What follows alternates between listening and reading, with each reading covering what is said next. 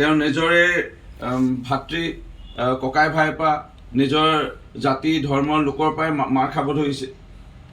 এতিয়া ৰকিব হুছেইনে যদি তেনেকৈ নিজৰ ভাই বন্ধু ককাই ভায়েকৰ পৰা মাৰ খায়, নিজৰ সমষ্টিতে মাৰ খায় যদি ক'ব পাৰে এক প্ৰকাৰে, এইপিনে যদি প্ৰদ্যুৎ বৰদলৈও খেদা খায়, মানে পুত্ৰ জন্মিছে দুখ লাগিছে, তাৰ বাহিৰে কি কৰিব পাৰিম।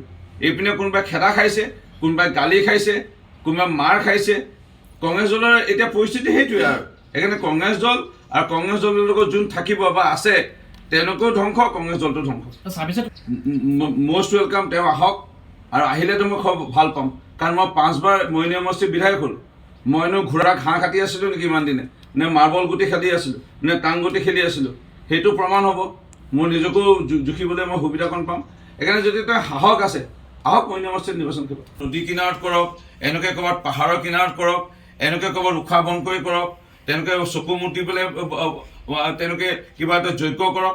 বিৰোধী যিমানে যি নকৰক, আজিৰ তাৰিখত বিৰোধী কথা নুশুনে ৰাইজে। শেহতীয়াকৈ মই কোৱা কথা নহয়, শেহতীয়াকৈ উপ নিৰ্বাচন কেইটা হৈ গ'ল, এই উপ নিৰ্বাচনত বিৰোধী কথা নুশুনিলে। আজি শেহতীয়াকৈ বিভিন্ন পৰ্যায়ত যদি আপোনালোকে চায়, তেওঁলোকে বিভিন্ন ধৰণৰ কথা আজি ঝুমুৰ বিনোদিনীৰ সময়তে ক'ব বিচাৰিছিল, কিন্তু ৰাইজে নুশুনিলে। স্বতঃস্ফূৰ্তভাৱে ৰাইজৰ সঁহাৰি আছিল। সেই দিশত যদি আপোনালোকে চায়, এটা সুন্দৰ অধ্যায় আৰম্ভ হ'ব ধৰিছে। ইয়াত ঐক্যমঞ্চ হীৰেণ গোহাঁই হওক, হীৰেণ গোহাঁইৰ দৰে আৰু 10জন বুদ্ধিজীৱীক আনি পেলাই তেওঁলোকে পৰামৰ্শ লওক। এই তেওঁলোকৰ কণ্ডল লাগিলেই। আৰু এক প্ৰকাৰে চাব গ'লে মোৰো হাওপাত আছে তাত, কাৰণ 21 জুন 2021 তাৰিখে, আজিৰ পৰা 4 বছৰ ওচৰা-ওচৰি আগত মই যেতিয়া কংগ্ৰেছ দল ত্যাগ কৰি ভাৰতীয় জনতা পাৰ্টীৰ দলত আহিছিলোঁ, তেতিয়াও মই কৈছিলোঁ যে কংগ্ৰেছ দল ডুবন্ত নাও, কংগ্ৰেছ দল নিঃশেষ হৈ যাব, কংগ্ৰেছ দল শেষ হৈ যাব। আজি কংগ্ৰেছ দল আৰু বিৰোধী ঐক্যমঞ্চ শেষ হৈ যাব। চাব অখিল গগৈ যদি প্ৰসংগটো ইয়াত মই একো উত্থাপনে কৰিব বিচৰা নাই। অখিল গগৈ কেনেধৰণৰ মানসিকতাৰ লোক সকলো অসমৰ ৰাইজে ইতিমধ্যে দেখা পাইছে। তেওঁ বিধানসভাৰ মজিয়াতে হওক, বিধানসভাৰ বাহিৰতে হওক, তেওঁ কি কৰিছিল, ক'ত কি কৰিছিল, তেওঁ তেওঁৰ যাত্ৰা আৰম্ভ হ'ল সকলোৱে জানে।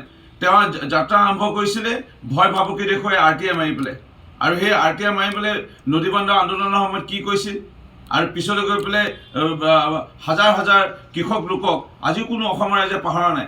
2013-14 বৰ্ষত তৰুণ গগৈ ডাঙৰীয়া যেতিয়া মুখ্যমন্ত্ৰী আছিল, খোজকঢ়ি আনিছিলে উজনি অসমৰ পৰা দিছপুৰলৈ বুলি মাটি পটা দিয়াম বুলি। নিজে মাটি পটা, অৰ্কিড পাৰ্কৰ নামত মাটি পটা লৈ আজি য'ত বনশাস্তি, আজি জীৱ জন্তু, আজি বিষণস্থলী, সেই মাটি তেওঁ লৈ ল'লে। বলপূৰ্বকভাৱে সেই সময়ত লৈ ল'লে, নিজৰ নামত নামকৰণ কৰি ল'লে। আৰু আজি সেই অখিল গগৈ নিজৰ স্বাৰ্থত অকল লাগি থকা এজন লোক। সেই অখিল গগৈৰ কথা মই একো ক'ব বিচৰা নাই। আৰু অখিল গগৈ য'তে থাকিব সদায় তাত কণ্ট্ৰল লগাব। কৃষক মুক্তি সংগ্ৰাম সমিতি জন্ম দিছিল মেধি ডাঙৰীয়াকে লৈ, কমল মেধি ডাঙৰীয়াকে কেইজনক লৈ। আজি কৃষক মুক্তি সংগ্ৰাম সমিতি চানবান বুলি ক'লে ভুল নহ'ব। তেওঁ সোমালে বিৰোধী ঐক্যমঞ্চত, সেয়াও চানবান। তেওঁ জন্ম দিলে ৰাইজৰ দল, সেয়াও এক প্ৰকাৰে অকল এটা সমষ্টিত কিবা কাৰণে ভাগ্য ভাল। শৃংখল চলিয়া ডাঙৰীয়াকে লৈ বিভিন্ন 14-15টা আমাৰ জাতীয় সংগঠনে তেওঁ সহায় কৰাৰ কাৰণে শিৱসাগৰত তেওঁ জিকিছিল। আজিৰ তাৰিখত তেওঁ যদি নিৰ্বাচনত প্ৰতিনিধিত্ব কৰে, বেয়াকৈ বিধ্বস্তভাৱে তেওঁ তাত পৰাজিত হ'ব, সেয়া এক প্ৰকাৰে নিশ্চিত হৈ পৰিছে। সেই অখিল গগৈ য'তে থাকে তাতে কণ্ডল লগাব। আৰু আজি এই বিৰোধী ঐক্যমঞ্চটো এই কণ্ডল লগোৱাৰ কথা কৈছে। তেওঁ ফেচিছ কৈছে, মেছেজ কৈছে, বেচিছ কৈছে, সেইটো প্ৰসংগত মই একোৱে ক'ব বিচৰা নাই।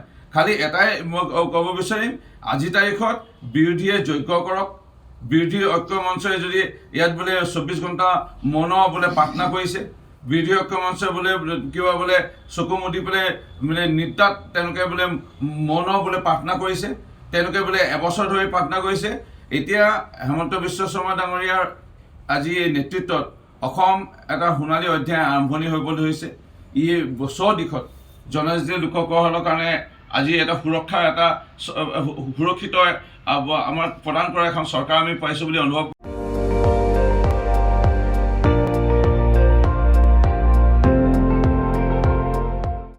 আপুনি চাই আছে ND24, সৰ্বশ্ৰেষ্ঠ নহয় সৰ্বোত্তমৰ দৌৰ।